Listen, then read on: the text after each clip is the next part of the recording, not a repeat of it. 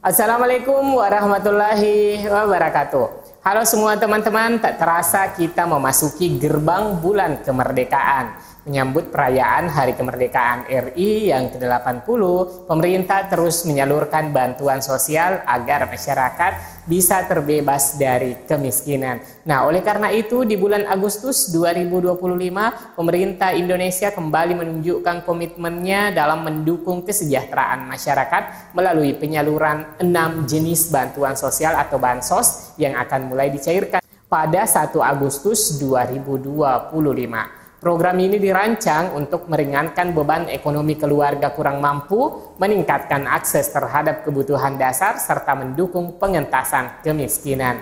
Nah, bantuan apa sajakah? Simak informasi lengkapnya setelah intro singkat berikut ini.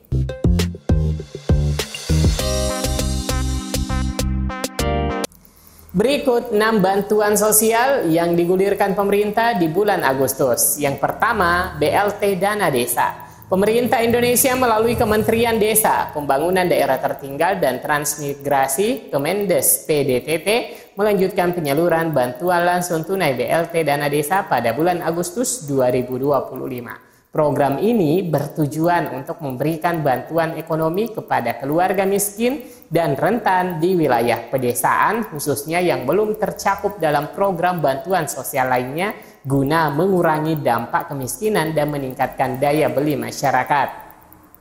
BLT Dana Desa dialokasikan untuk keluarga penerima manfaat atau KPM yang terdaftar dalam Data Tunggal Sosial Ekonomi Nasional (DTSEN). Setiap KPM akan menerima bantuan tunai sebesar Rp300.000 per bulan.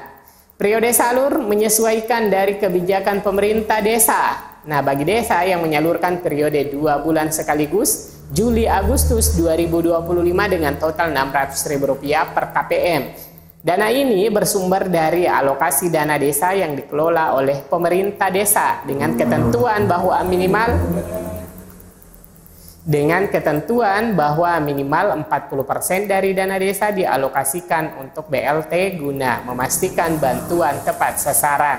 Penyaluran BLT dana desa dilakukan melalui mekanisme non-tunai, ditransfer langsung ke rekening KPM melalui bank daerah atau melalui kantor pos untuk desa dengan akses perbankan terbatas. Proses penyaluran diawali dengan musyawarah desa atau musdes untuk memverifikasi daftar penerima berdasarkan DTSEN dengan prioritas diberikan kepada keluarga miskin, lansia, penyandang disabilitas atau keluarga dengan anggota yang kehilangan mata pencaharian.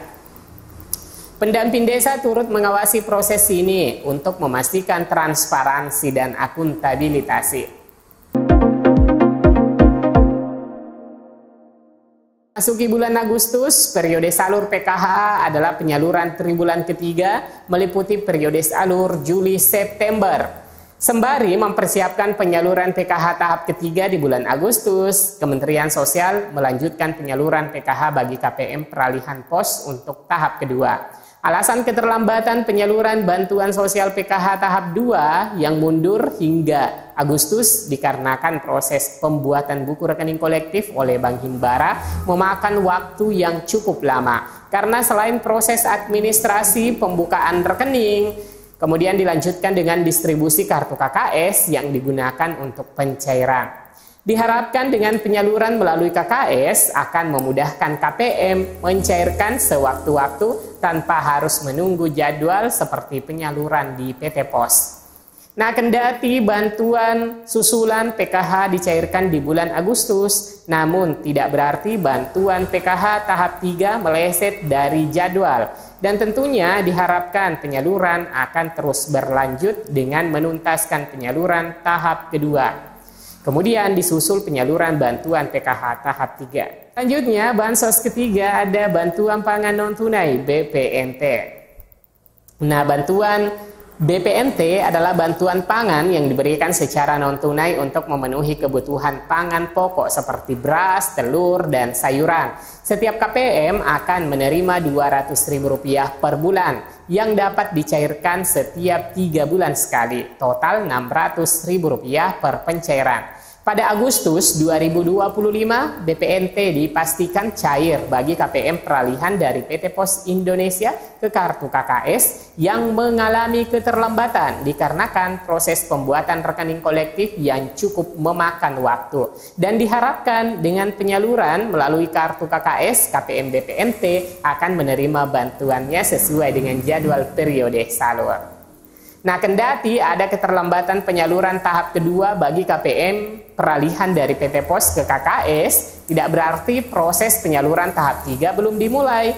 Kementerian Sosial terus mengupdate nama-nama calon penerima dengan rangkaian kegiatan verifikasi dan validasi untuk memastikan para penerima adalah masyarakat yang betul-betul membutuhkan bantuan.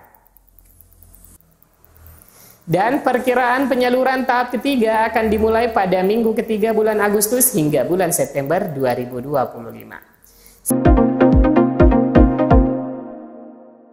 Tuan yang keempat, KIP kuliah. Nah, menjelang semester awal perkuliahan yang akan dimulai pada Agustus mendatang, calon mahasiswa biasanya sudah mulai harus melakukan pendaftaran ulang dan membayar biaya kuliah yang ditentukan. Kewajiban ini tak terkecuali bagi para penerima program Kartu Indonesia Pintar KIP Kuliah. Adapun KIP Kuliah ialah bantuan biaya pendidikan dari pemerintah calon mahasiswa yang memiliki potensi akademik baik. Adapun KIP kuliah ialah bantuan biaya pendidikan dari pemerintah calon mahasiswa yang memiliki potensi akademik baik tetapi memiliki keterbatasan ekonomi. Penerima KIP kuliah akan mendapat bantuan pendidikan dan juga bantuan biaya hidup. Dalam acara sosialisasi dan penyerahan beasiswa KIP kuliah dan afirmasi pendidikan tinggi pada 14 Maret 2025, Menteri Pendidikan Tinggi, Sains dan Teknologi Brian Yuliarto mengatakan bantuan akan diberikan di depan alias sebelum perkuliahan berlangsung. Besaran bantuan untuk UKT berbeda-beda setiap mahasiswa tergantung pada akreditasi program studi. Nah, selain biaya UKT diberikan pemerintah, penerima KIP kuliah juga mendapatkan bantuan biaya hidup. Besaran bantuan biaya hidup ditetapkan oleh Pusat Pelayanan Pembiayaan Pendidikan Puslapdik dan disesuaikan dengan indeks harga lokal masing-masing wilayah perguruan tinggi. Bantuan ini diberikan dalam 5 klaster besaran yaitu Rp800.000, Rp950.000, Rp1.100.000, Rp1.250.000, dan Rp1.400.000 per bulan. Selanjutnya teman-teman ada bantuan yang kelima, Program Indonesia Pintar atau PIP Madrasah. Pencairan dana KIP Madrasah untuk bulan Agustus khususnya untuk PIP biasanya dimulai pada bulan Agustus dan bisa berlanjut hingga bulan September bagi siswa yang sudah terdaftar. Pencairan ini merupakan bagian dari tahap pencairan yang dijadwalkan sepanjang tahun.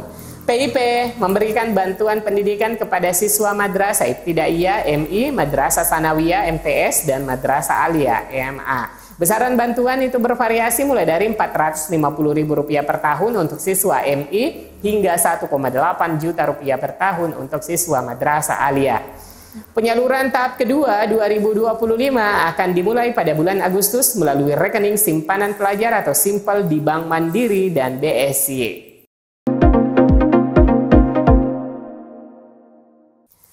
Selanjutnya, bansos yang keenam, penerima bantuan iuran jaminan kesehatan nasional PBIJKN.